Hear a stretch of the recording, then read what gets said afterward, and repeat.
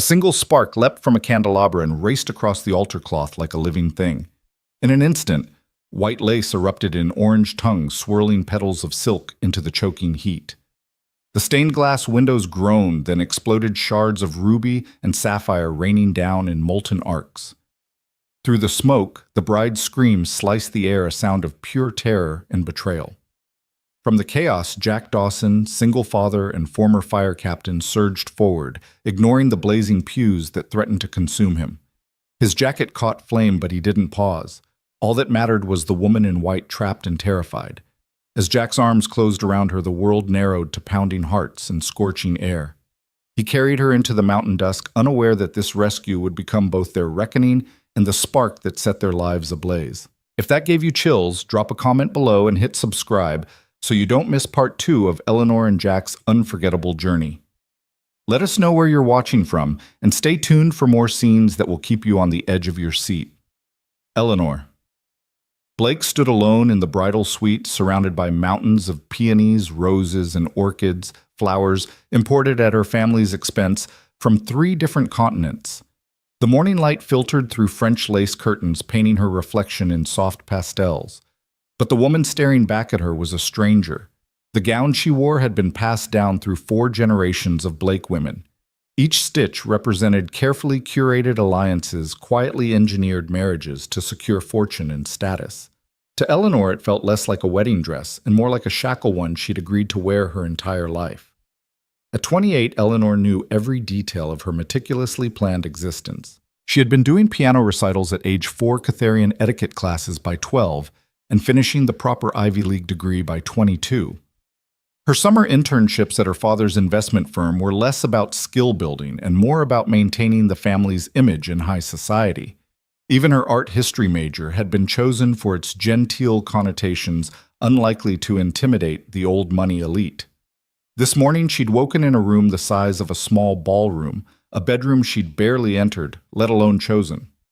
The antique mirror reflected the weight of legacy, a stiff bodice biting into her ribs, a voluminous skirt rustling like a silk cage. She remembered the hush that fell over her 15th birthday, when her mother declared, "Eleanor, you must begin thinking seriously about marriage." The phrase haunted her now, as tangible as the rusted brooch pinning her veil in place. Her fiancé, Charles Whitman, was everything a Blake heir should be. Harvard Law graduate, board member in waiting at the family pharmaceutical empire, impeccable manners. He had proposed under crystal chandeliers at the Westchester Country Club, offering a 5-carat diamond that gleamed like gilt. She'd said yes, her voice echoing through the grand hall, because that was what generations of Blake women had been taught to do. But as the organist in the adjacent chapel played a lilting prelude, Eleanor realized she had never once questioned the script she was following. Even her own thoughts felt rehearsed: smile here, laugh there, feign tears at the right moment. A line in the mirror cracked her carefully polished composure. Was this gilded path really hers to walk, or was she merely tiptoeing through someone else's design? She raised a trembling hand and pressed a fingertip against the lace, feeling the contrast between the fabric's softness and the corset's unforgiving rigidity. She traced the delicate embroidery survivor's lineage stitched into every petal and let out a slow breath. It was then she noticed the flicker of movement behind the mirror's glass, a shadow she could no longer ignore. Down the corridor, muffled laughter and champagne flutes clinking drifted from the reception hall. The sort of celebration her parents had orchestrated since she was a child. Invitations dispatched to senators, CEOs, and old money scions whose names graced university wings and hospital wings. Each guest was a pawn in a legacy-playing chess match that bore little resemblance to genuine joy. A sudden knock at the door startled her. Miss Blake. The voice was crisp, professional. The wedding planner's assistant poked her head into the room, clipboard in hand. Florist says the aisle arrangements need repositioning. The aisle runner has a slight wrinkle. The assistant's tone conveyed urgent crisis, a botanical emergency requiring immediate perfect resolution. Eleanor forced a polite smile. Of course, she murmured, her throat dry, but her heart pounded with something far less composed. She crossed the floor in her pointed toes, each step a reminder of how far she stood from herself. Behind the professional facade, she felt a surge of desperation, a primal urge to run, to rip away the layers of artifice and breathe without protocol, suffocating her lungs. In the mirror's reflection, she saw the assistant's tailored skirt and crisp blouse, symbols of a life she'd never chosen. A life in which every wrinkle, every misstep was corrected before it could drift into the public eye. She imagined tearing off the gown, abandoning the clergy's demands, and fleeing into the mountain forest beyond, leaving Charles the diamond ring and 4 generations of expectations in her silken dust. The assistant cleared her throat, clipboard rattling. Miss Blake, the bride is due to walk in 5 minutes. The statement sounded like a verdict. 5 minutes until the performance began. 5 minutes until she had to commit to an identity that wasn't hers. She swallowed hard, steadying her trembling fingers. Eleanor inhaled, letting the floral scents mingle with adrenaline. She pictured the chapel set against the mountain's grandeur, the stained glass windows, the polished pews, the guests seated in rows waiting for her entrance, all of them expecting perfection, all of them oblivious to the fissure opening inside her chest. She lifted her chin until her reflection's gaze met her own. The stranger in white was trembling, but not with fear of the stage. She was trembling with fear of erasing everything she could have been. She imagined Jack Dawson, the man who would risk his life to pull her from a burning chapel, standing at the doors, a beacon of courage she had yet to discover within herself. The knock came again, firmer. Miss Blake, the minister is ready. Eleanor placed a hand over her heart, feeling its hammering urgency. She opened her mouth to reply, but no words came. Instead, she let the silence stretch, a silent declaration that something had changed. Her future was no longer fixed. With a steadiness that surprised her, Eleanor lifted her veil and set it aside. She stepped back from the mirror, dusting unseen motes from the antique frame. The assistant frowned. Miss Blake? But Eleanor shook her head gently as though waking from a dream. I'm ready, she said. Not the ready scripted for tradition, but the ready born of choice. As she walked toward the door, the corset's bite became a distant memory. The orchid's fragrance shifted from a symbol of legacy to a reminder that life's most beautiful moments are the ones we choose for ourselves. With each step, Eleanor reclaimed the narrative written over generations, and for the first time she would write her own. Jack Dawson's old Ford rumbled up the winding mountain road, pastel bouquets and ferns stacked neatly in the bed behind him. Lily sat in the passenger seat, her legs dangling just above the worn floor mat sketchbook perched on her lap as she shaded in a row of pine trees. It was early afternoon, the sun dappled through towering evergreens, and the gravel crunch of the chapel's private drive was a familiar comfort. Jack had made this run countless times since trading his captain's helmet for a flower truck, and the routine felt like a warm blanket of normalcy, a gift he could still give his daughter after losing her mother. He shifted the truck into park and popped the tailgate, inhaling the scent of fresh blooms, lavender, eucalyptus, and the pale blush of peonies. The chapel sat a stone's throw ahead, a whitewashed timber building with cross-cut windows and a cedar shingle roof that glowed in the afternoon light. It had been decades since anyone had worshipped under its rafters, but weddings had breathed new life into its silent pews. Today's ceremony was for a family of 4 generations, another page in the chapel's storied history. Lily looked up from her drawings. "Can I help Dad?" she asked, already sliding out of the truck with her sketchbook tucked under one arm. Her sneakers scuffed the gravel as she bounded around to his side. Jack smiled at her eagerness. Before the fire, bedtime stories and homework had defined his evenings. Now flower arrangements and delivery schedules gave him purpose, and a way to stay present for Lily in a life defined by loss. He handed her a bundle of white roses and a coil of ribbon. "You're the best assistant a dad could ask for," he said, fastening his cap more securely.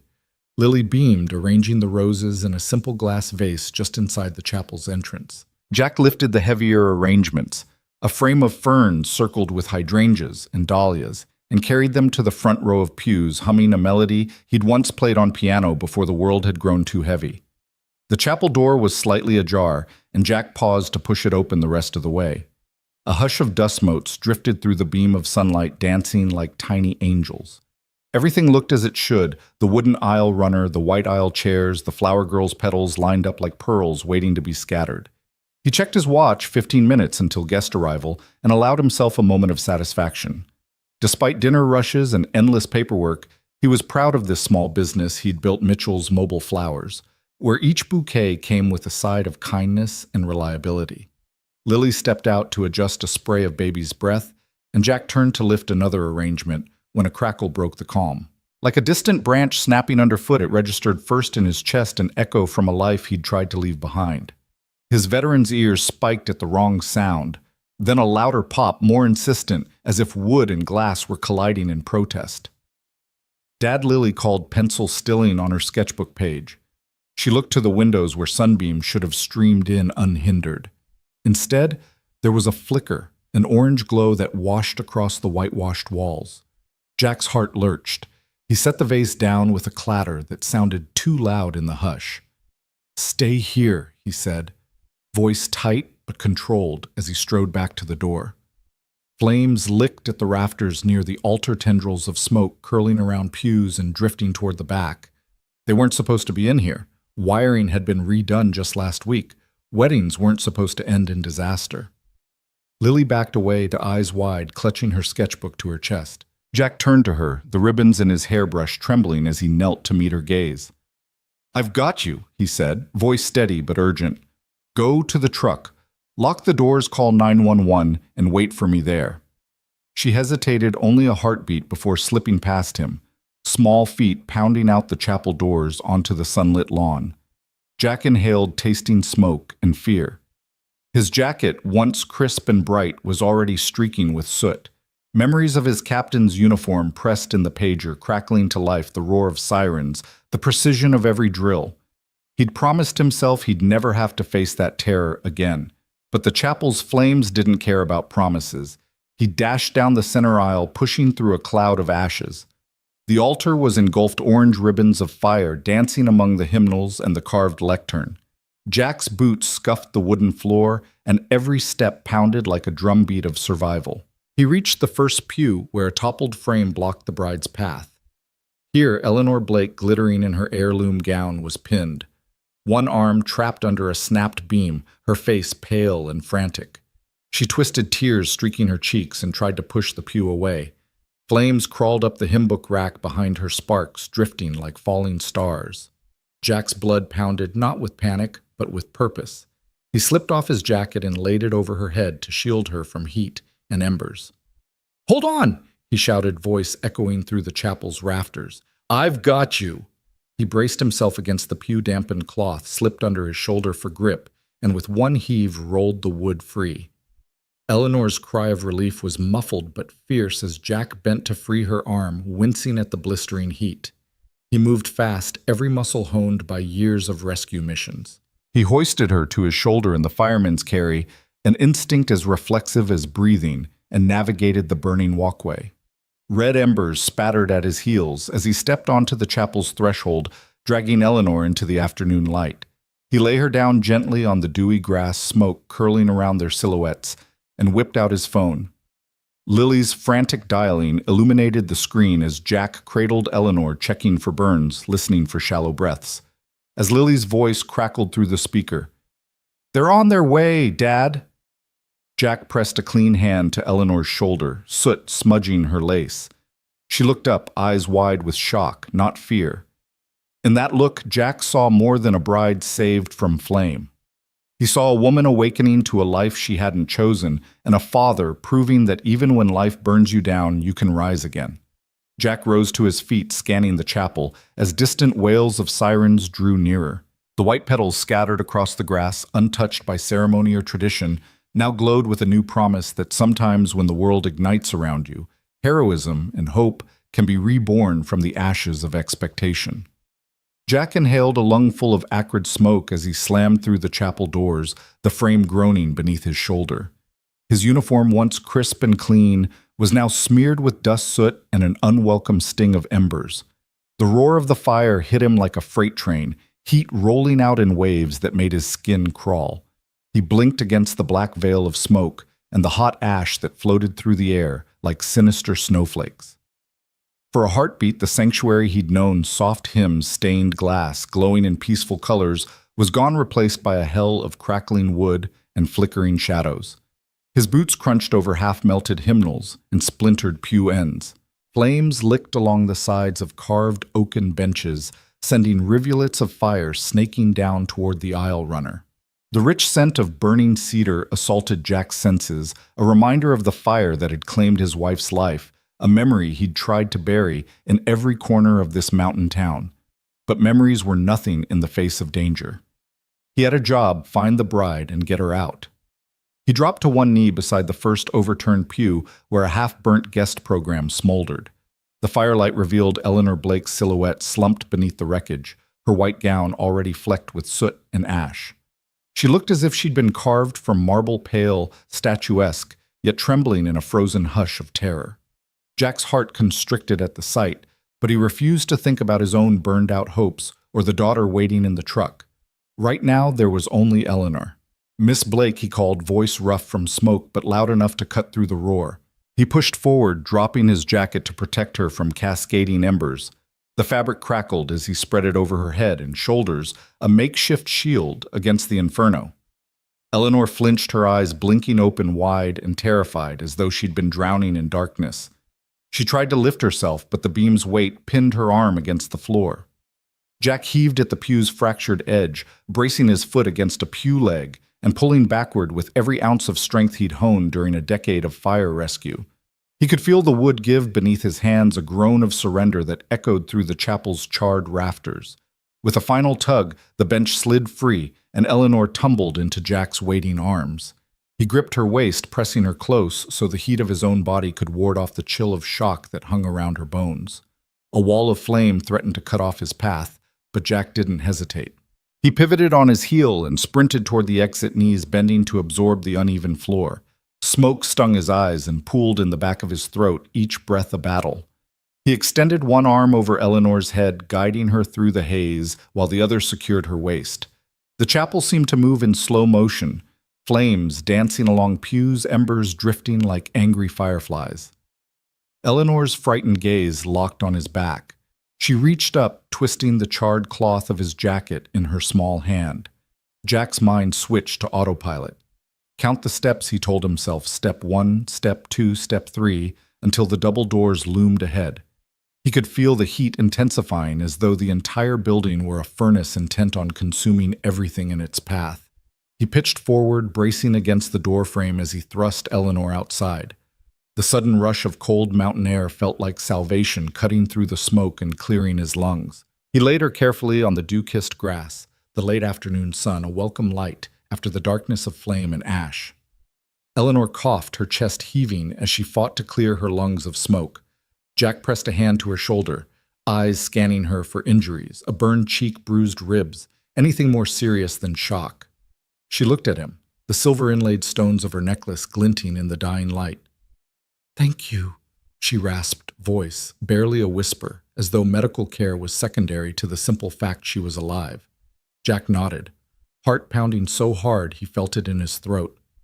"You're safe now," he said, crouching beside her. He tore a strip of cloth from his sleeve and dampened it with water from a leather canteen he always carried. He pressed it gently to her forehead, wiping smudges of soot from her hairline. His rough fingertips left streaks of gray ash along her skin, but she didn't flinch. She let him tend to her, a silent trust unfolding between them amid the aftermath of chaos. Behind them, paramedics and local firefighters arrived in a flurry of activity. Sirens, blaring hoses, unfurling orders shouted above the din. Jack gave Eleanor's hand a squeeze, half to reassure her, half to steel himself. He rose to his feet, bracing against the world that had snapped into focus, the chapel's facade, hailed by tongues of flame. The crisp mountain air laced with smoke, the worried faces of onlookers gathered beyond the safety perimeter. "Jack?" The voice, urgent and familiar, belonged to Lily, who sprinted across the lawn, sketchbook thrown aside. Her pigtails bobbed wildly as she skidded to a halt beside him. Before Jack could answer, she reached him, eyes brimming with tears. She pointed to Eleanor, then at her father. "You saved her, Daddy," she said, voice cracking. "You're a hero." Jack knelt to gather her into his arms, brushing her hair back gently. She pressed herself against his chest, small body trembling. He placed a hand on Eleanor's shoulder. "She's been through enough," he said. "Let's get her medical care." The paramedics descended, sliding a board beneath Eleanor's knees. One of them placed an oxygen mask over her face, and she nodded gratefully, trusting their professionalism. Jack held Lily's hand as they stepped back. The chapel doors fell inward, collapsing under the blaze's fury. A firefighter trained a hose at the base of the walls, water hissing as it met the conflagration. Jack watched the scene with a heavy heart. Years ago, he'd led rescue missions in city infernos, but this blaze felt different, personal, loaded with echoes of past tragedies. Yet here he was diving into flame to save a stranger, and in doing so igniting a spark of possibility that life could still surprise him. He turned to look at Eleanor as she was guided toward an ambulance. She caught his eye and through the mask's plastic shield offered a shaky thumbs up. In that gesture was gratitude, confusion, and perhaps a dawning recognition that she had a choice to continue living a life scripted by tradition or to embrace something unknown forged in the crucible of crisis. Lily tugged at Jack's sleeve. "Can we stay and watch?" she asked, half excitement, half worry. Jack looked at his daughter, her sketchbook splayed on the grass, pages fluttering in the breeze like white butterflies. He ruffled her hair. "Let's go get a warm blanket and wait for her," he said. Hand in hand, they walked toward the parking area, leaving the chapel to its battle with fire and fragments of stained glass. Their footsteps echoed on the gravel, a soft counterpoint to the sirens that still wailed. Jack glanced back once, watching as Eleanor's ambulance disappeared down the mountain road. Each turn of its wheels a promise of recovery, and perhaps the beginning of a story neither of them could have predicted. In the fading light, father and daughter moved forward together, carrying hope born from smoke and courage ignited in the heart of the inferno. Jack's hands trembled with the force of urgency as he grabbed the edge of the burned bench and flung it aside. It crashed against the chapel's scorched floorboards, sending a spray of embers swirling in the heavy air. He reached for Eleanor's arm, warm against the jagged wood, and swept her into his chest. The heat pressed against them, a living thing roaring with ferocity, but Jack refused to let it stop him. He shrugged off his jacket with one practiced motion and draped it over Eleanor's head, the thick fabric catching falling sparks and shielding her delicate face from the worst of the blaze. Each step through the inferno was agony. Jack could feel the soles of his boots burn beneath him as he ran the gauntlet of flame, the darkness of smoke clinging to his lungs like wet cloth. But adrenaline lent him strength. He moved as though underwater limbs, slow to his perception, but swift enough to outpace the hungry blaze. Eleanor's arms were wrapped around his neck, her weight both light and heavy as emotion. He heard her ragged breath and the soft whimper of shock, and that sound drove him onward like a lifeline. He stumbled over a fallen pew leg, nearly losing his grip, but Jack caught himself against a charred column, the cracked wood threatening to collapse beneath his elbow.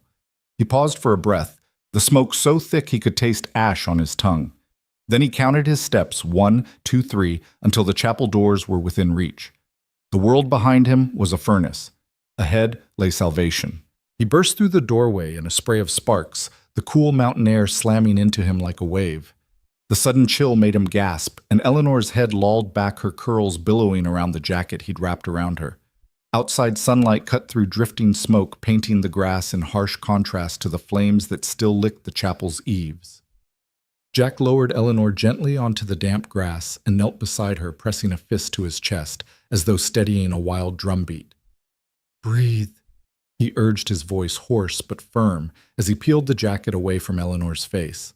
Her eyes fluttered open, dazed but alive, tracking the swirl of the leaves overhead.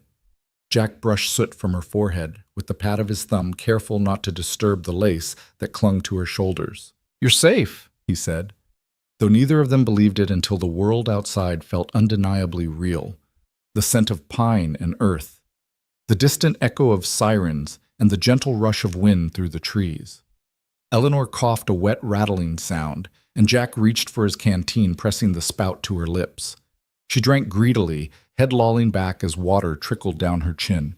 He placed a steady hand on her shoulder, checking for burns or cuts. There was a bruise forming along her collarbone and a shallow gash on her forehead. Nothing a tourniquet or gauze couldn't tame, but enough to remind them how close the fire had come. He tore a strip from the inside of his uniform and pressed it lightly to her forehead, then draped his jacket once more over her shivering form. In the distance, Lily's frantic footsteps crunched over gravel. Jack looked up to see her sprinting across the lawn, her sketchbook abandoned at the chapel steps. Her face was streaked with tears and soot, but her eyes were aflame with relief when she reached her father's side. "Dad," she cried, throwing her arms around his waist. Jack wrapped an arm around her, drawing her close. She buried her face in his chest, her sobs muffled against his fire-worn jacket. "I'm okay," he murmured, though the words felt as fragile as the lace still drifting from Eleanor's dress. He glanced back at Eleanor, whose eyelids had fluttered closed again, exhaustion pulling at her. In that moment, Jack realized how fragile life could feel, how a single spark could destroy everything you knew, and how a single rescue could ignite something entirely new. Sirens converged on the scene in a crescendo of urgency. Firefighters in full gear and paramedics with stretchers poured out of their vehicles, water hoses spraying the chapel's flank, drowning the stubborn orange flickers until the wood surrendered. Jack rose to his full height, miles and memories away from the man who once led rescue teams through raging infernos. Now he stood as a father, an everyman hero, black soot marking his cheek like a warrior's badge. Lily peered from behind him, wide-eyed, and Jack offered her a reassuring nod before kneeling beside Eleanor once more. One of the paramedics knelt next to him, voice calm and professional. "Sir, can you tell me what happened?" Jack pointed at the chapel. "Wiring fault," he said, though he'd have to let the investigators determine the cause.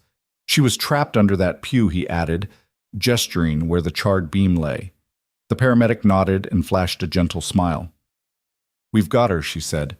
"Let's get her into the ambulance and checked out." Jack stepped back respectfully as they lifted Eleanor onto a stretcher with practiced efficiency. He caught her hand, giving it a gentle squeeze. Her eyes fluttered open and she managed a weak nod. He pressed his gloved lips to her knuckles. "You're going to be fine," he promised. The paramedics eased her toward the ambulance, and Lily watched with silent concentration, imagining every detail she would later sketch. She turned to Jack, her expression solemn beyond her years. "Can I ride with her?" she asked. Jack hesitated. The paramedic beside him smiled kindly. "If she's stable, we can make room," she said. Jack nodded, relief flooding him. "Thank you." He lifted Lily into his arms and carried her to the ambulance, where she climbed in beside Eleanor. Before the doors closed, Jack pressed a kiss to Lily's damp hair. "Be brave," he whispered. Lily nodded, gripping Eleanor's hand gently. Standing alone on the lawn, Jack watched the ambulance's taillights fade as it wound down the mountain road. The echo of its siren lingered, a fading heartbeat in the evening air. He took a deep breath, tasting the smoke on his tongue and the pine on his lips. The chapel's flames had dimmed now, black smoke curling into the sky like a dark banner. Firefighters moved among the rubble, their hoses still drenching the dying embers. Lily's voice came through the ambulance's open window as the emergency team paused to let her speak. "Thank you, Daddy," she whispered, and Jack's chest tightened with emotion. He nodded, voice thick with pride and relief. "Anytime, kiddo." He turned from the scene, stepping over fallen petals and charred timbers, leaving the chapel's ruined grandeur behind. The mountain air was cool against his scorched uniform, a balm for the burn of memories. Jack looked up at the tall pines swaying in the dusk light and felt a surge of gratitude for second chances, for the chance to protect again, and for the bond between father and daughter that made every sacrifice worthwhile. As he walked back to his flower truck, its faded white paint streaked with soot, Jack whispered a quiet prayer of thanks. Eleanor was alive. Lily was safe. And though the world around him had been transformed by fire in the embers of that inferno, he found a spark, a renewed promise to face whatever came next, heart ablaze with the courage of rescue and the hope of new beginnings. Paramedics moved like a well-oiled machine, leaning into the chaos with practiced calm. One knelt beside Eleanor's stretcher, checking her vitals with a gentle professionalism. Another secured the oxygen mask and adjusted the IV drip. The ambulance's red lights pulsed against the mountain shadows as its doors swung closed, sealing Eleanor inside a cocoon of hurried hope. At the edge of the gravel parking lot, reporters jostled for position. Cameras flashed in erratic staccato, capturing every drip of sweat on Jack Dawson's soot-streaked uniform, every tremor in Lily's small frame as she stood clutching her father's pant leg. A microphone thrust forward. "Sir, are you her father? Can you describe what you saw?" Jack shook his head, lips pressed thin. He wrapped an arm around Lily and guided her away from the glare, but the questions followed, voices crashing around them like angry waves. Then Eleanor's family appeared, moving through the crowd in a storm of silk and panic. Her mother, Priscilla Blake, trailed a pale mink stole behind her face, ashen beneath heavy makeup. She pressed a cashmere blanket into the paramedic's hands as though it were a lifeline. She's so cold, Priscilla hissed, voice trembling between outrage and despair. Why didn't they get her out sooner? Who is responsible? Her words cut through the reporter's chatter, bringing them all to a hush. Standing beside her, Eleanor's father, Harrison Blake, was a portrait of controlled fury. His tailored suit was impeccable, even now stained in places by falling ash and splashes of water from the fire hoses. He barked orders at the fire chief, his tone more familiar than welcoming. I want a full report on my daughter's condition, a statement for the press, and someone to cover this up before it becomes a scandal. The chief murmured apologies, his eyes flicking with the deference one showed a man accustomed to commanding boardrooms, not battling blazes. Charles Whitman, Eleanor's fiancé and Harvard law graduate, hovered at the edges of the swirl cell phone pressed to his ear. His tuxedo was untouched by soot. His expression was carefully neutral, as though he were negotiating a merger rather than reacting to mortal peril. He glanced at his watch, then at the photographers before returning to his call. Eleanor's grandmother, clutching her pearls, dabbed a lace handkerchief at her eyes, whining about ruined heirlooms and the implications for family prestige. Through all of it, Eleanor remained silent, anchored to a single focal point, Jack Dawson. His face smeared with black soot and flecks of ash shone with something Eleanor recognized as pure intent. He'd risked everything, his safety, his peace of mind, his daughter's comfort, to carry her out of a burning chapel as though she were the only person in the world who mattered. He hadn't asked her name, her pedigree, or her bank account balance. He'd simply saved her life. Jack knelt beside Lily, brushing ash from her cheek. She looked up at him, eyes wide with both pride and fear. He offered her a tentative smile and ruffled her hair, his hand still trembling. A photographer caught the moment's tenderness and snapped a photo capturing a single frame of what real devotion looked like in a world obsessed with appearances. Paramedics finished securing Eleanor's stretcher and opened the ambulance doors. The mother rushed forward, blanket in hand, ready to smother her daughter in luxury, but Eleanor held up a hand, stopping her. She struggled to sit up, her voice raw. "I'm okay," she rasped, looking first to Jack, then to her parents. In that moment, the chasm between duty and love cracked wide open. Harrison took a step forward, ready to usher his daughter into protective custody, but Eleanor shook her head. Priscilla's fingers twitched at her stole, torn between relief and social protocol. Charles closed his phone and approached, offering a stiff smile that didn't reach his eyes. "We'll get you to the hospital," he said mechanically, reaching for her arm but hesitating when Eleanor's gaze swept past him to rest once more on Jack. Tears glinted in her eyes as she whispered, "Thank you."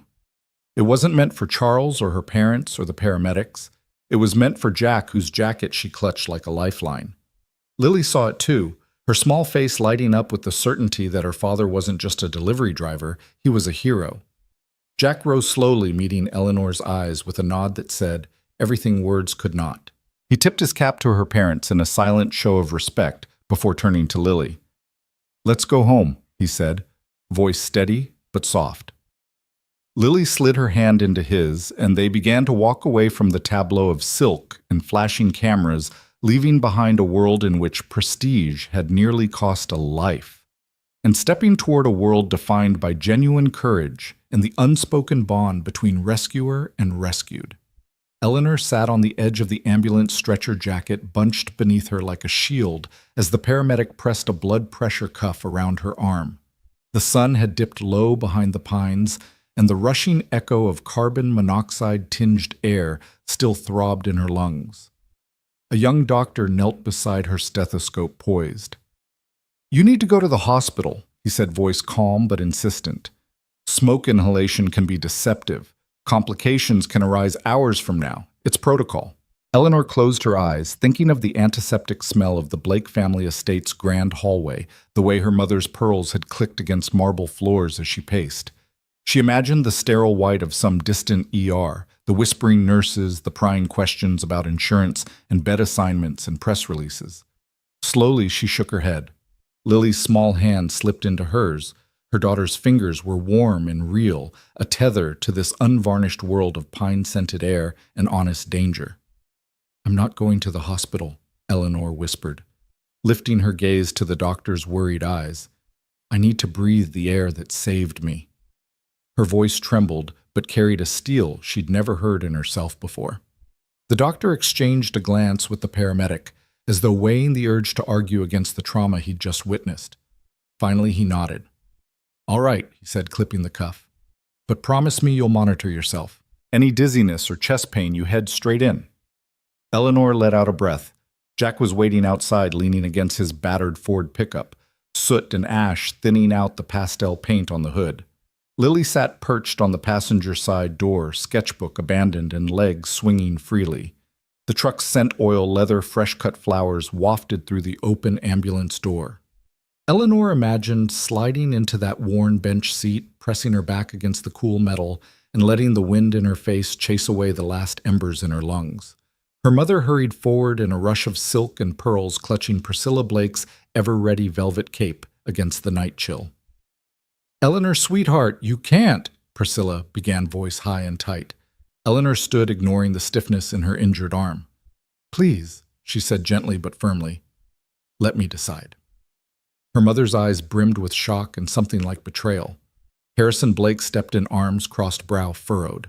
"You can't just refuse medical attention," he said, voice edged with panic and indignation. "This is your fiancé's and your family's responsibility." Charles, stepping from the shadows in his pristine tuxedo, gave Eleanor a look that might have been concern or calculation. "We'll arrange for a private suite," he offered, though his tone suggested he was more interested in controlling the story than in her welfare. "You'll have the best doctor's top-of-the-line care." Eleanor's chest tightened at the word care, so formal and hollow, it felt like another piece of the gilded cage she'd spent her life inhabiting. She turned away from him toward Jack and Lily. Lily's eyes shone with unshed tears, a boyish grin beneath soot-streaked cheeks. "Can we go now?" the child asked. Jack's hand went to her shoulder, steadying her in the swirl of familial tension. He gave Eleanor a quiet nod. "You ready?" he asked, voice low. Eleanor took a breath that caught in her throat, then tipped her head in agreement. She slid between the paramedics, brushing past the flutter of satin skirts and the clicking of heels. Priscilla reached out as though to stop her, but Eleanor stepped away, the cool air of the mountain night wrapping around her like an ally. She placed her hand on Jack's truck door and looked back at the chapel, where the once pristine wood now smoldered in orange tongues of dying flame. In those flickers, she saw her old life dissolving. Jack opened the truck door for her. She lowered herself onto the vinyl bench seat, wincing slightly as her bruised ribs pressed against the edge. Lily hopped in beside her, patting the seat cushion with childlike solemnity. Jack climbed in and closed the door with a soft thunk, sealing out the rest of the world. The engine rumbled to life, and for a moment the only sound was the comforting low hum of the motor. Jack shifted into gear and rolled forward, headlights illuminating the curve of the mountain road. The ambulance and its entourage of sedans and SUVs fell away behind them, headlights receding like distant stars. Eleanor pressed her palm against the cool window, tracing the path they'd come where tradition and privilege had tried to cage her. Now that path trailed behind them, replaced by a ribbon of moonlit asphalt, winding through whispering pines. Lily leaned over and whispered, "I'm glad you chose this." Her small voice held gratitude and awe. Eleanor smiled, tears wetting the rims of her eyes. "So am I," she replied, voice thick with relief. For the first time, she felt the weight of choice settle into her bones as something to cherish, not to fear. The truck's heater clicked on, sending a wave of gentle warmth through the cab. Eleanor tugged her mother's velvet blanket from the back seat. It was too luxurious for the setting, but a bridge between two worlds, and draped it across her shoulders. The fabric felt like stolen treasure, a comfort woven from both her past and her present. Jack glanced over, offering a small, understanding smile. "You did good," he said quietly. Eleanor reached for his hand, roughened by ash and repairs, and gave it a grateful squeeze. "Thank you," she whispered back.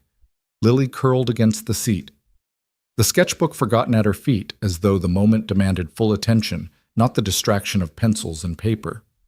Jack guided the truck downward, winding through stands of fir and spruce until the chapel's glow vanished behind them.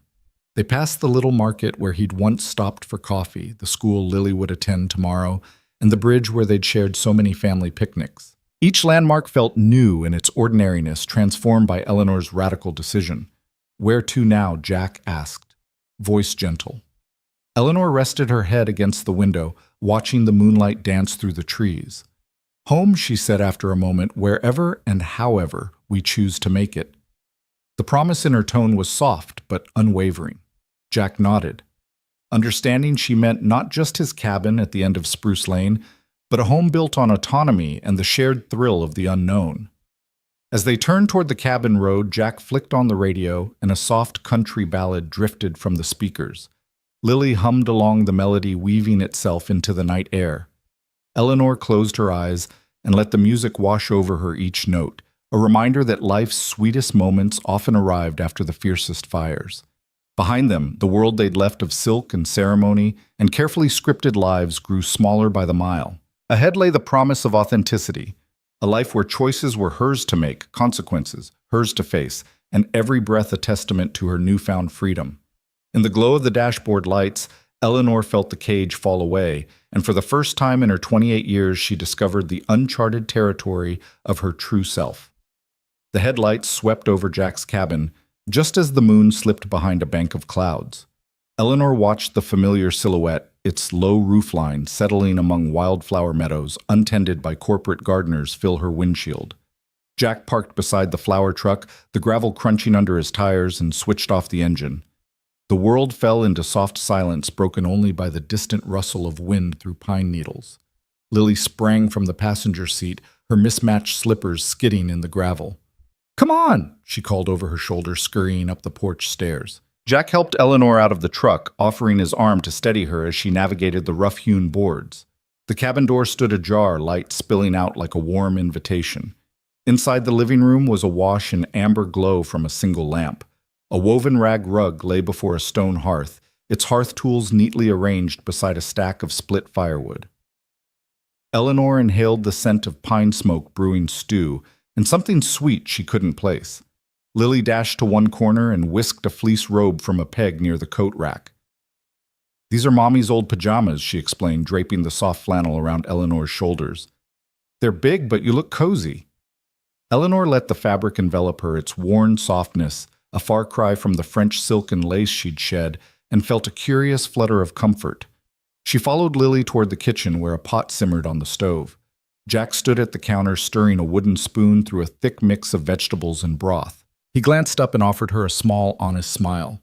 "Hot cocoa?" he asked, nodding at a shabby enamel mug on the table. "Yes, please," Eleanor replied, voice tentative and trembling with gratitude. Lily reached for the mug and Jack poured steaming cocoa, the rich aroma mingling with the stew's savory scent. He handed Eleanor the cup, and she wrapped both hands around it, letting the heat chase the cold from her fingers. The first sip was bittersweet and perfect. Lily pressed her sketchbook into Eleanor's hands. "I drew you," she whispered, eyes bright.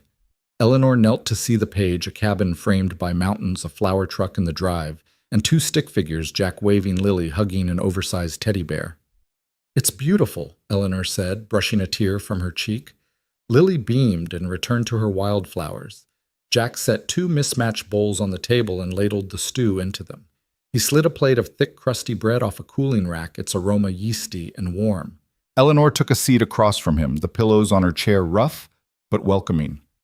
They ate in companionable silence, the only sound the spoon's scrape against ceramic, and Lily's soft humming as she rearranged mason jars of daisies on the windowsill. When the bowls were empty, Jack carried them to the sink. Eleanor followed, placing her cocoa mug beside them. She reached for the dish soap, recalling her mother's regimented kitchen where spotless counters were a badge of status. Here, the soapy bubbles felt like freedom. She scrubbed the bowl and traced the curve of the enamel, marveling at how satisfying it was to do something simple, cleaning up after a meal, not preparing for a gala. "You're doing great," Jack said, handing her a towel. Eleanor dried the last fork with gentle care and hung it on a peg.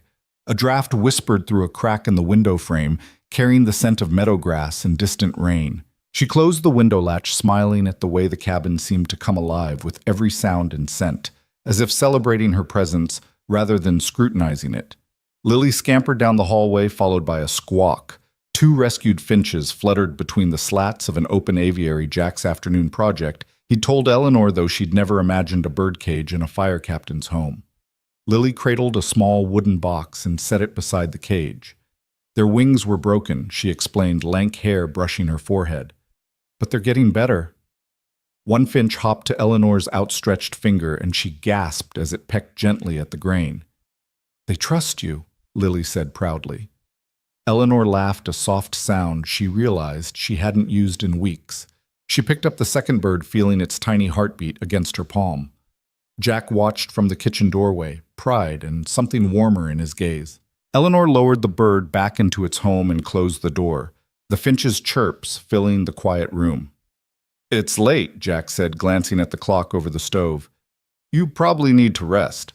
He led Eleanor down a short hallway to the bedroom, its doorway framed by wildflower wreaths.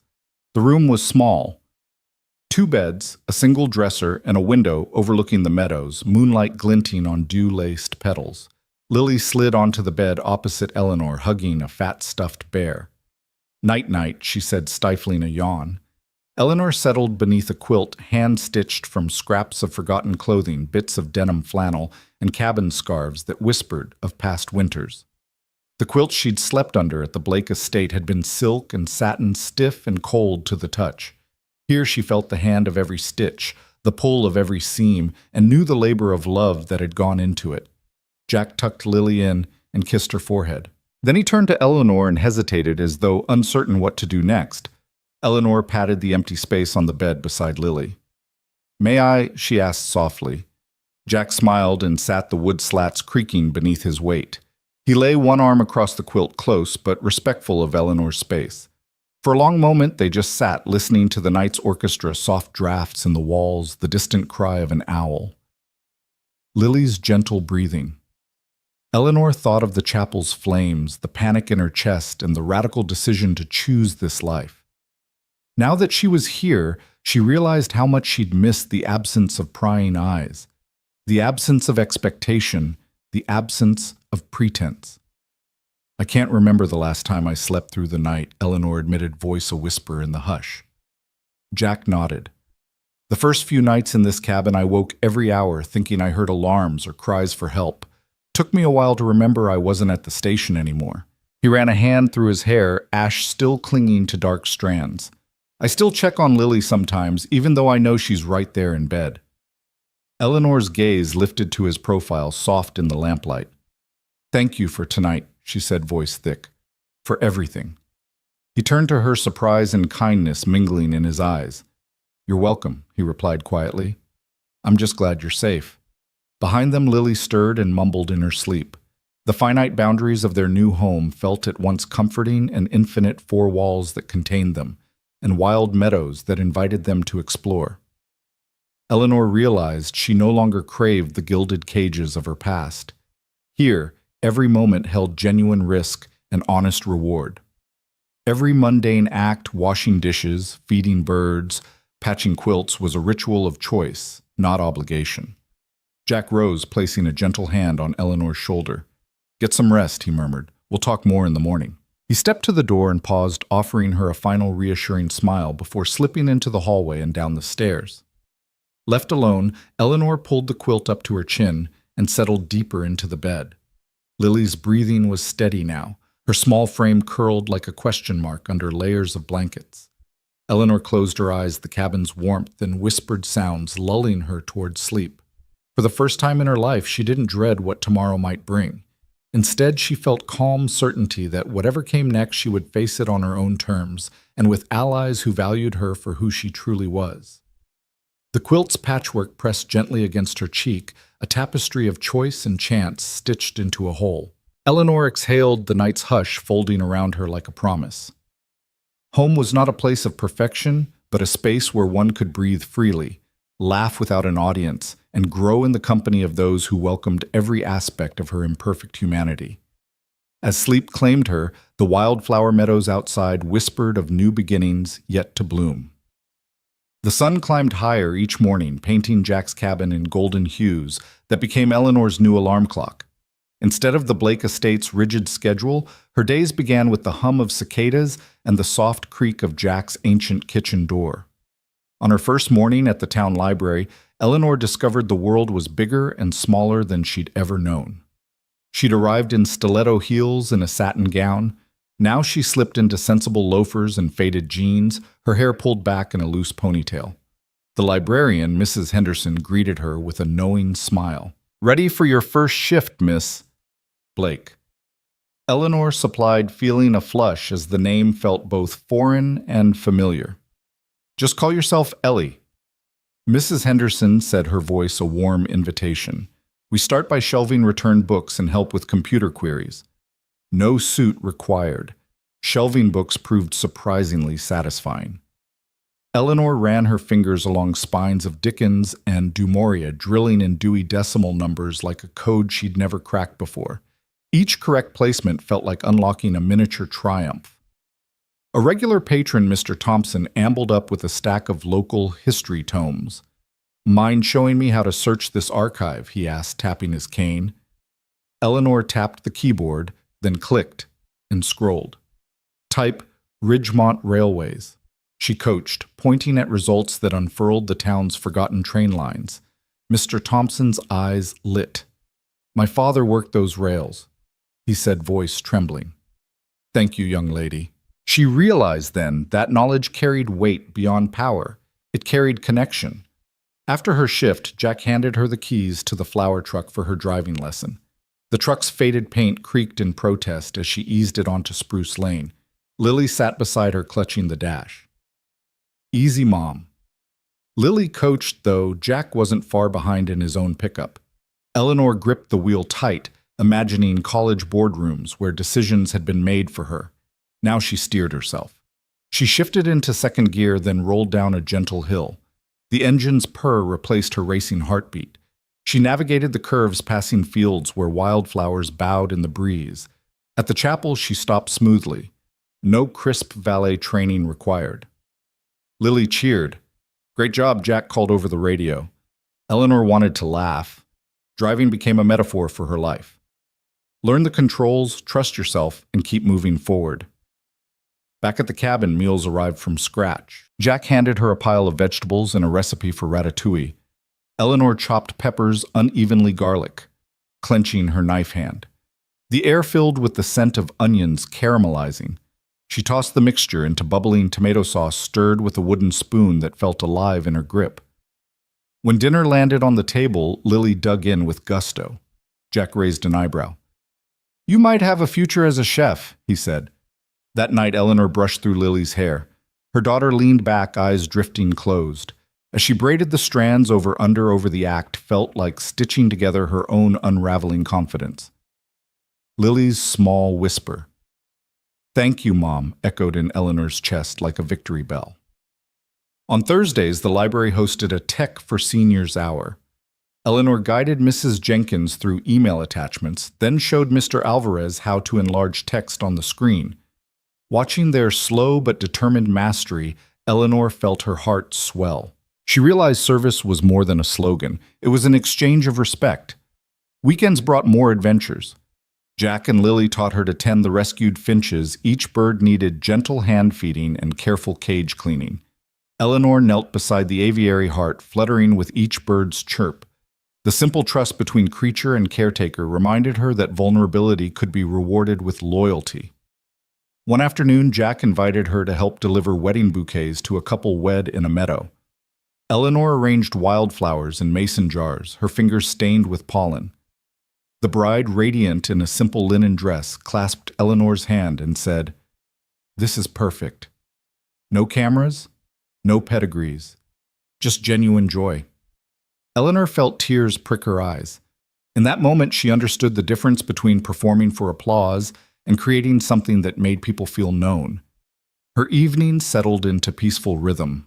She read novels borrowed from the library on the porch swing, the pages rustling in the breeze. Sometimes Jack joined her, and they talked about small things, the changing seasons, the wildflowers peeking through gravel, the track of the North Star. Conversation was no longer an exercise in propriety. It was discovery. A month into her new life, Eleanor found a letter on the kitchen table, an apology from the Duke and Blake Foundation asking for her official condition update. She stared at the envelope. Once such correspondence would have sent her into panic deadlines, press releases, familial obligations. Now she crumpled the letter into her palm. She wanted to handwrite her own reply, but even more, she wanted to live free of scripted demands. Beside her, Lily laughed at a joke Jack told. They were a makeshift family weaving new patterns of love and responsibility. Eleanor realized that every choice she'd made recently, from shelving books to cooking dinner, had chipped away decades of expectation. She was learning to live on her own terms. Late that night, she lay in bed, the quilt a patchwork of homegrown stories. She pictured her old bedroom at the Blake estate, immaculate but cold, a stage set. Here, her room smelled of cedar and lavender. Her dreams unstructured and full of possibility. Tomorrow she would wake again to real choices: which shelf to organize, which flower route to take, which recipe to master. As sleep claimed her, Eleanor felt a quiet thrill. She was no longer the heir dressed in legacy. She was Ellie, daughter, mother, friend, creator of her own life. And in the morning light, she would continue learning to live. Eleanor woke before dawn, a habit that no longer felt like obligation, but like eagerness to greet the day's possibilities. She slipped out of the quilt-strewn bed and padded quietly down the hall toward the kitchen. Lily was already seated at the table, her sketchbook open as she traced sketches of wildflowers backlit by early light. Jack stood at the stove, stirring coffee with a thoughtful frown. The aroma of fresh grounds and toasted bread mingled with the morning breeze drifting through the open window. "Morning," Jack said softly, pouring Eleanor a cup. "You look like you have something on your mind." She accepted the mug, its warmth seeping into her palms. "Just something I need to sort out," she replied, forcing a smile. In her purse now, a simple canvas satchel instead of silk clutch, she carried items that defined her new life: library card, driver's license, Lily's school emergency contact. But that morning, a glint at the bottom caught her eye. She reached in, slipped a hand among the contents, and felt the unexpected weight of a small metal box. Jack moved to refill Lily's mug as Eleanor drew the object into the light. It was a sleek tracking device, no bigger than a matchbox, with a blinking LED that she hadn't noticed before. Eleanor's heart stuttered.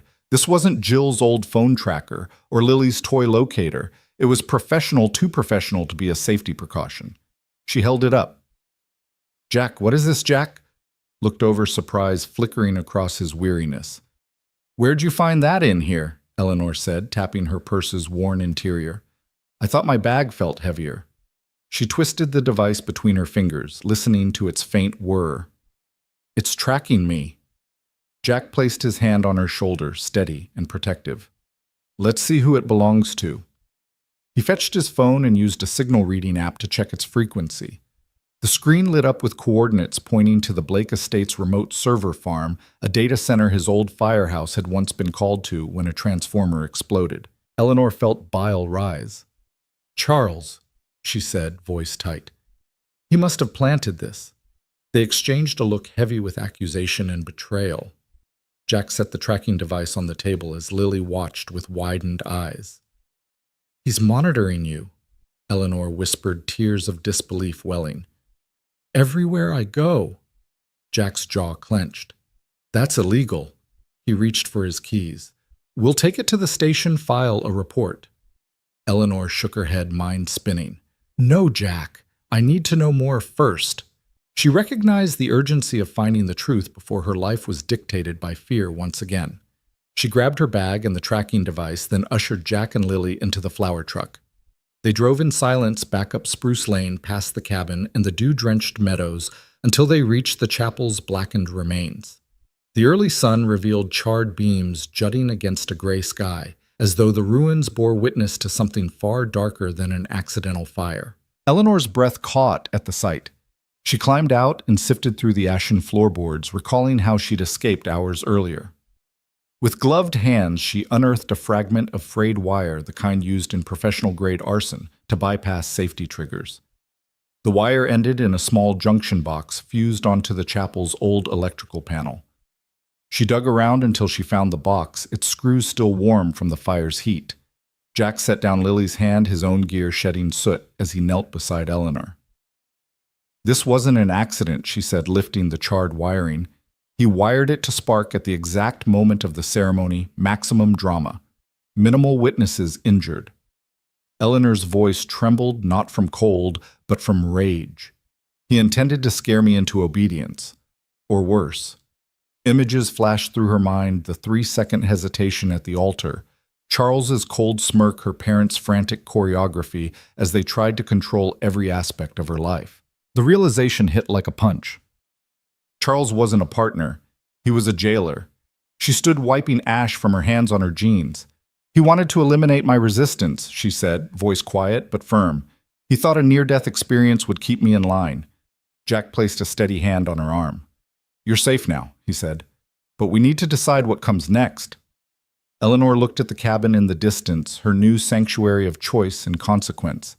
She thought of Lily's laughter, the library's gentle rhythm, the freedom she'd found among rescued birds and wildflowers. Charles has lost the right to protect me, she declared, voice carrying across the empty chapel grounds. I'm not going back to that life. She turned to Jack. I need to tell someone I trust, she said. I need a record of this legal proof. Jack nodded and pulled his phone from his pocket. He dialed the local sheriff's department, recording his call on speaker.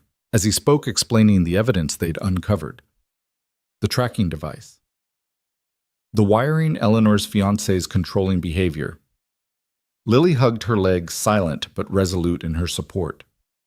When the sheriff arrived, Jack handed over the evidence, the device, the charred wiring Eleanor's testimony. Eleanor stood tall beside him, no longer the trembling bride, but a woman reclaiming her own narrative. The sheriff listened, eyebrows raised in solemn understanding, then promised a full investigation. As the deputies bagged the evidence and measured the damage to the electrical system, Eleanor wandered among the collapsed pews, breathing in the crisp mountain air. Each breath felt like liberation, her own heartbeat, her only judge. She thought of Charles waiting at the Blake estate, his calls and texts unanswered on her silenced phone. He would never understand this world of real consequences and genuine care. Jack joined her, handing her Lily's sketchbook. On the inside cover, Lily had drawn two figures holding hands beneath a cabin roof with beams of sunlight and a banner reading home. Eleanor felt tears slip free, but these were tears of triumph, not fear. She closed the sketchbook and tucked it into her bag, determined to replace every tracking device and spy cam with memories she chose freely. As the sun climbed higher, Eleanor and Jack walked away from the ruined chapel together, Lily skipping between them. The path led not back to tradition or coercion, but forward into a life shaped by her own choices. Betrayal had been revealed and confronted. Now each new step was one she would take with open eyes, her passions and freedoms leading the way. In the distance, the wildflower meadows beckoned their colors brighter for her newfound clarity, an endless field of possibilities waiting to be claimed. Eleanor pushed open the cabin door just after sunrise, the pale light filling the room with quiet possibility. Jack sat at the rough-hewn kitchen table, empty mug in hand, staring at the scattered evidence before him. The small tracking device, the charred wiring, and her written notes detailing Charles's betrayal. Lily still slept, curled beneath the quilt in the next room, trusting the morning to bring her mother's return. Jack looked up, his dark eyes reflecting both pride and worry. You found everything, he asked, softly, gesturing to the evidence laid out like a crime scene in miniature. Eleanor nodded, pulling a chair around to face him. She folded her hands in her lap, feeling the weight of what had happened settle on her shoulders, not as a burden, but as a mantle of hard-won truth.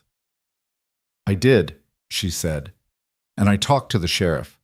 They'll handle it from here. Jack exhaled, running a hand through the ash still clinging to his hair. Good. I'm sorry I tried to keep you from it. I only wanted to protect you. A flicker of pain crossed Eleanor's face. I know, she replied quietly, and I'm grateful in many ways you taught me what protection can mean. But I needed to stand on my own. Jack's shoulders slumped fractionally, the reality settling in that his instincts as a rescuer sometimes clashed with her need for autonomy. He leaned forward, resting his elbows on the table. I don't want to lose you, he admitted, voice low. I care about you so much I can't think straight sometimes.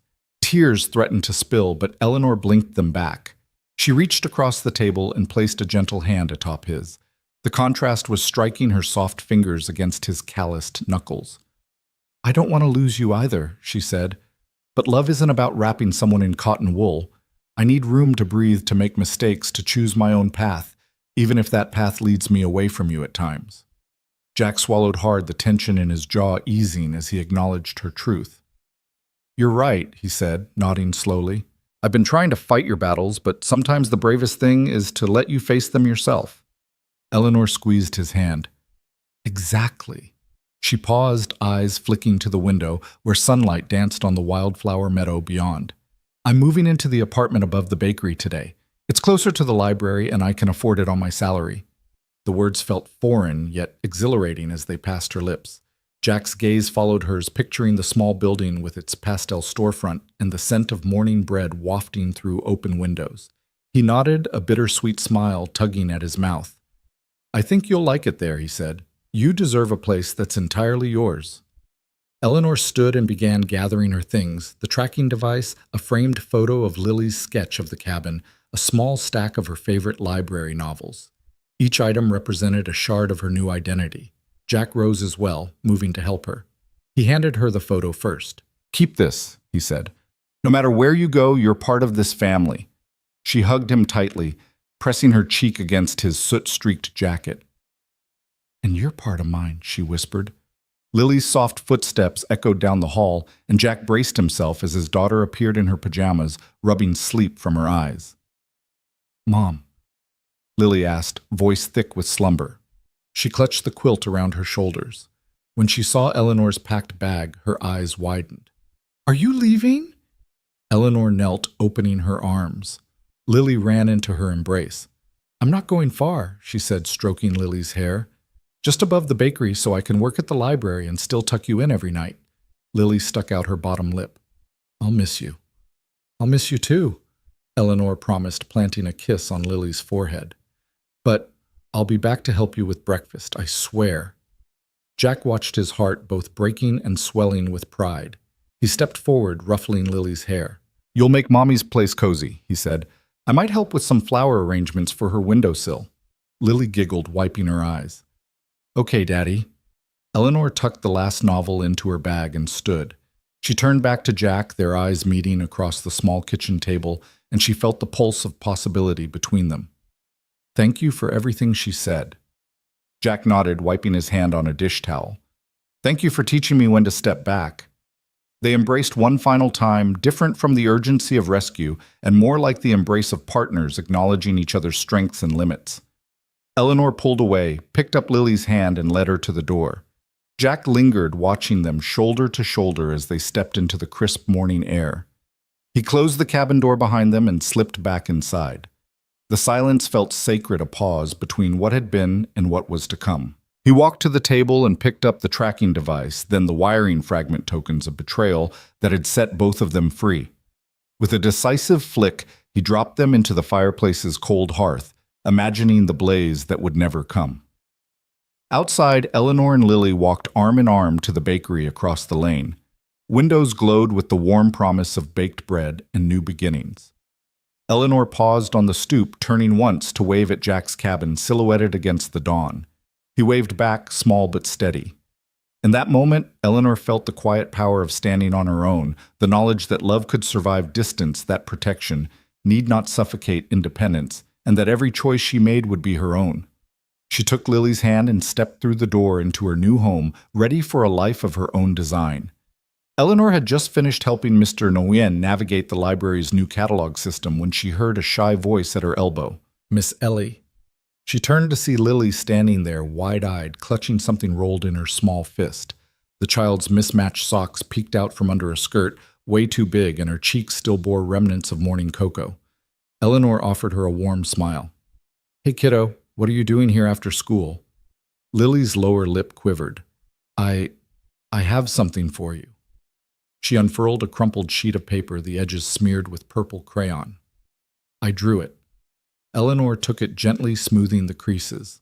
Across the top in Lily's neat rounded letters were 3 stick figures, a tall one labeled Dad, a shorter one beside him labeled Lily, and another figure labeled Eleanor.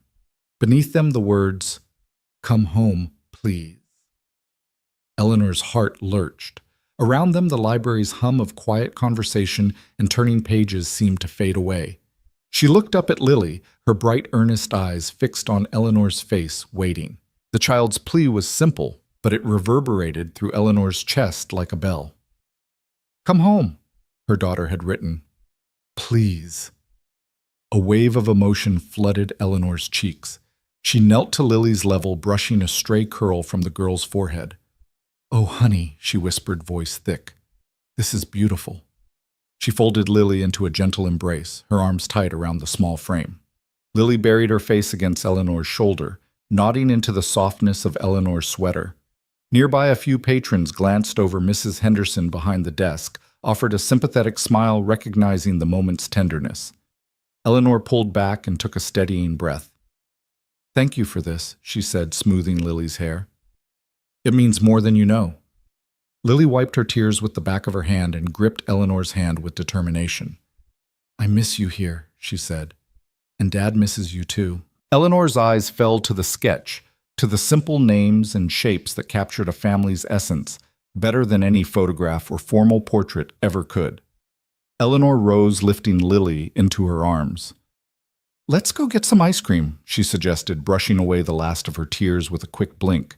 Lily brightened immediately. As they walked past the shelves, Lily waved the drawing at Mrs. Henderson. "She's coming back, right?"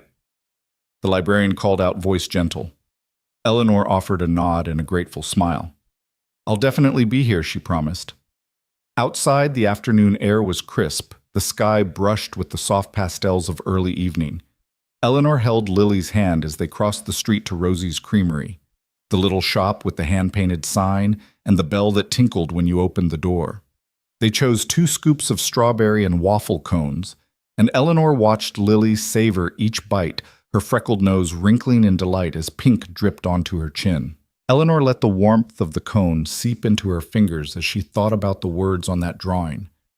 "Come home, please." It wasn't just a request to return to Jack's cabin at the end of Spruce Lane. It was a child's longing for unity and witness, a glimpse of what family meant when love, rather than protocol or protection, was at its core. That evening, Eleanor hung Lily's drawing on her fridge above the little kitchenette in her apartment above the bakery. The cramped space was functional, a single bedroom, a tiny bathroom, and a combined living kitchen area furnished with thrift store finds. But to Eleanor it was home, her own domain, where she chose every color on the walls, every meal she cooked, every book she read. Yet amid her independence, the plea from Lily reminded her that autonomy and connection were not mutually exclusive. Later, with Lily tucked in at the neighbor's spare bedroom, and the little apartment silent except for the hum of night insects through the open window, Eleanor leaned against the counter. She traced the crayon lines under glass-taped protection. Beneath the image of her family, she saw hope and vulnerability entwined. She pulled out her phone and stared at Jack's name saved in her contacts. Jack Dawson, hero dad. She didn't call. Instead, she closed her eyes and let the memory of Lily's handshake, Jack's steady presence, and the soft glow of cabin lamplight wash over her. Family wasn't about walls or addresses. It was about bearing witness, watching each other grow, making space for mistakes, and returning when called. Eleanor flicked off the light and climbed into her own bed. Dawn would bring new challenges, work at the library, flower deliveries beside Jack's truck, cooking classes, school events for Lily. But tonight, she felt whole. The crayon drawing shimmered in her mind, a simple plea that reminded her standing on her own had taught her strength. Coming home taught her love. And as she drifted to sleep, Eleanor knew that tomorrow she would embrace both with all the courage and compassion she had found.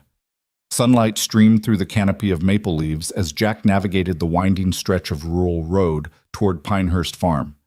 The scent of fresh-cut hay mingled with the wildflowers that lined the path, a living testament to the free-spirited celebrations he, Eleanor, and Lily now crafted together. A hand-painted sign at the driveway's entrance read, "Dawson and Blake Celebrations, Your Story, Your Way." The banner draped across weathered posts fluttered in a breeze that felt like promise. Eleanor sat beside him in the passenger seat of their renovated flower truck, clipboard balanced on her knee. She tapped her pen against a carefully sketched seating chart. "The Merriweather Voss wedding," she mused. Smiling at the couple's names requires mismatched vintage china and bluebonnets alongside the chapel ruins. She traced the curve of a table layout, her mind dancing with possibilities. The bride, a local artist who painted murals under streetlights, had requested no ivory aisle runner or frilly bouquets, just authentic elements to tell her story. Eleanor's heart swelled. This was exactly the kind of wedding she had dreamed of planning, unbound by tradition and rich with personal meaning. Lily sat on the truck's running board, camera in hand, legs swinging as she shot angles of the farmhouse's stone walls. Each click captured candid emotion, the way a groomsman steadied his cufflinks, the flower girl chasing butterflies across the lawn, the grandmother examining her daughter's painted bouquet with misty eyes. Lily's photographs had become the company's secret signature images that spoke of life unfolding naturally, much like the wild meadows she'd once sketched under Jack's watchful eye.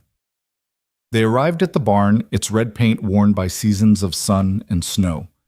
Inside, long wooden tables gleamed under Edison bulbs, and hay bales were draped with quilted blankets for casual seating. Jack hopped out, adjusting his tool belt and running a quick safety check on the fire extinguishers and first aid kit. In 5 years as a fire captain, then flower delivery man, he'd learned that every celebration needed thorough contingency plans just in case. Eleanor admired his meticulous nature, which balanced her creative whims and ensured that spontaneity seldom tipped into chaos. Jack pulled a crate of eucalyptus sprigs from the truck bed and called to the venue's caretaker, who had helped convert an old apple press into a drink station draped in burlap. "These go on the arbor," Jack instructed, handing over the fragrant greenery.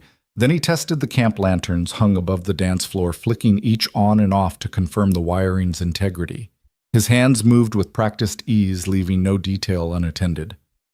Eleanor watched him for a moment, remembering the first morning she'd arrived here, still groggy with uncertainty, clutching Lily's crayon drawing of Dad, Lily, and Eleanor.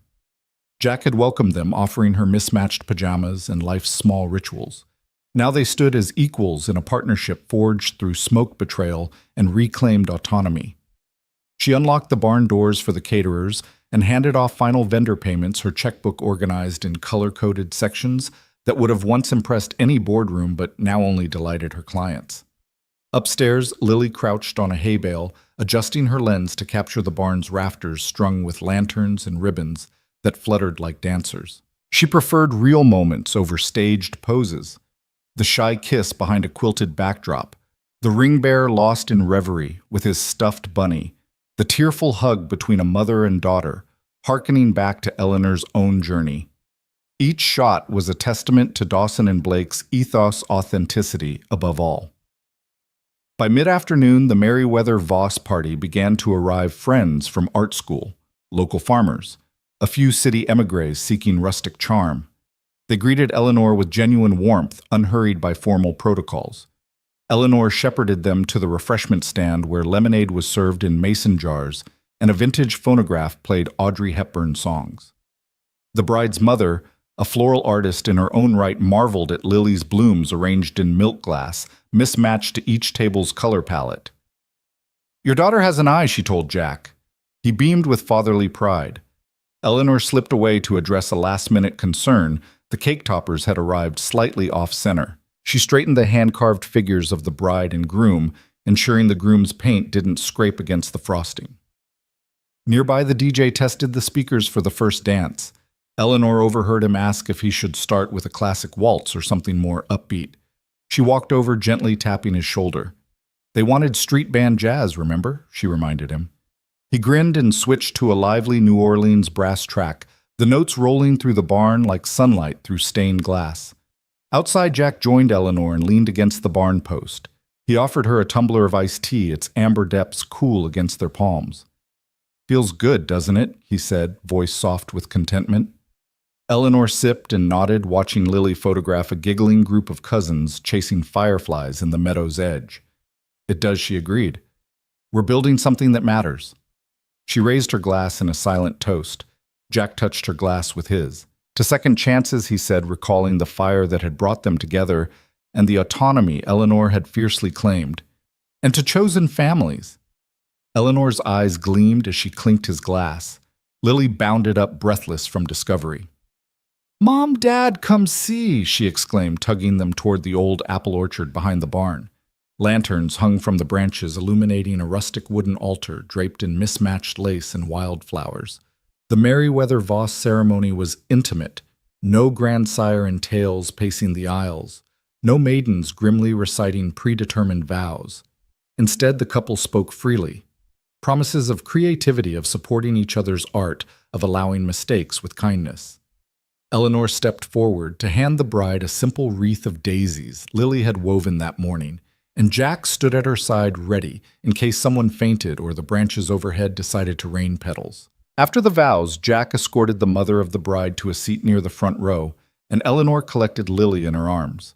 The ceremony's hush was broken only by the wind in the orchard and the soft promise of love unconstrained by tradition. Then the crowd erupted into applause, real applause, from hearts unburdened by obligation. As the sun dipped below the horizon, the Merriweather Voss family gathered for dinner beneath strings of lanterns. Eleanor delivered a heartfelt speech thanking everyone for trusting Dawson and Blake to honor their story. Jack's bouquets were arranged at each table, their petals a fragrant nod to new beginnings.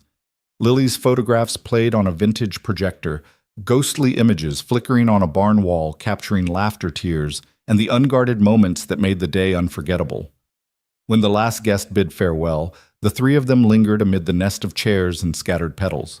Jack packed the remaining flowers into their truck, humming a melody he'd once played on piano. Lily scrolled through her camera, selecting the best shots for social media and tomorrow's scrapbook. Eleanor tucked stray ribbons into her pocket and gathered the leftover fairy lights, each act a small victory of planning and presence. They climbed into the truck together, Jack at the wheel, Eleanor beside him. Lily between them, head cushioned against Eleanor's shoulder. The engine rumbled to life, and they headed down the gravel driveway toward Spruce Lane. Cool night air washed over them, scented with earth and celebration. As they passed the quiet cabins and meadows, Eleanor looked at her family. A former fire captain turned event safety expert, a once gilded heir, now a planner of authentic joy, and a bright-eyed child capturing life's genuine beauty. In that moment, Eleanor realized that from the ashes of expectation they had forged a legacy of choice and compassion. The road ahead would hold new challenges, book signings at the library, next season's wedding fairs, school recitals. But they would meet them together, each contributing talents honed by struggle and freedom. Lily lifted her camera and snapped a quick photo of them all leaning out the truck windows, grins wide, and unself-conscious wildflowers a blur in the background. They laughed as the flash lit the cab, and Eleanor felt her heart swell with purpose. They were not bound by the scripts of tradition or the strictures of protocols. They were a family chosen bound by the willingness to grow, to protect, without suffocating, and to celebrate each other's true selves. As the road unwound into darkness, the truth shone brighter than any lantern, guiding them onward toward new celebrations, new stories, and the enduring courage to begin again.